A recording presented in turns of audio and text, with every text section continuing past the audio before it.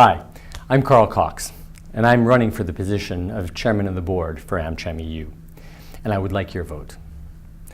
Most of you know me as Oracle's Vice President for Public Policy and Corporate Affairs for the EMEA and India region. But I've also been active with AmCham EU for over 32 years. To a great extent, the AmCham story is part of my own story. I was the first director of the AmCham EU Secretariat, and I most recently served a 3-year term as vice chair of the board, during which time I led our flagship project, the Agenda for Action, which sets the basis for our policy recommendations over the next 5 years. AmCham is a special organization. Let's face it, we're recognized for our depth of our analysis, the breadth of our activities, conferences, seminars, one-on-one meetings. This really makes us a truly effective organization here in Brussels. Nonetheless, AmCham EU is facing a number of important challenges.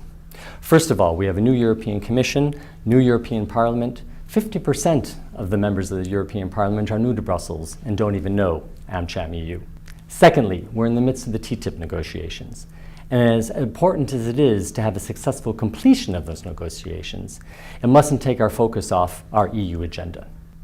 Thirdly, we're doing this in a climate of growing Euroscepticism, backlash against perceived corporate interests, and even a questioning of whether or not we need to complete the internal market.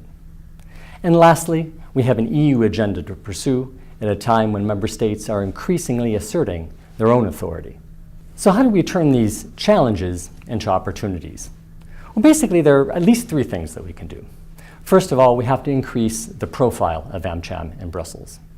Secondly, we have to enhance our outreach to constituencies we traditionally perhaps haven't engaged with as much as we should. MEPs, for instance, from Spain, Italy, and also political groups who don't necessarily share our business agenda. And thirdly, working even more closely with national AmChams to ensure that our messages are heard at member state level when that's important to us. I'm passionate about this organization.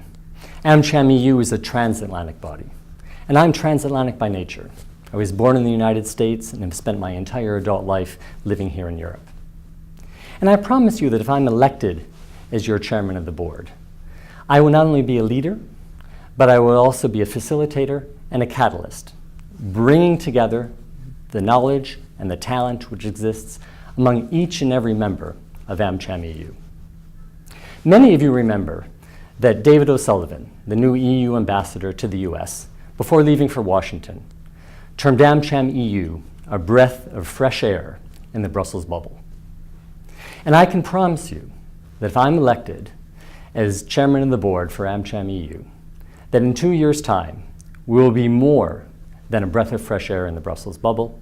We will also be the #1 organization which is consulted by policymakers for the business view on EU policy matters.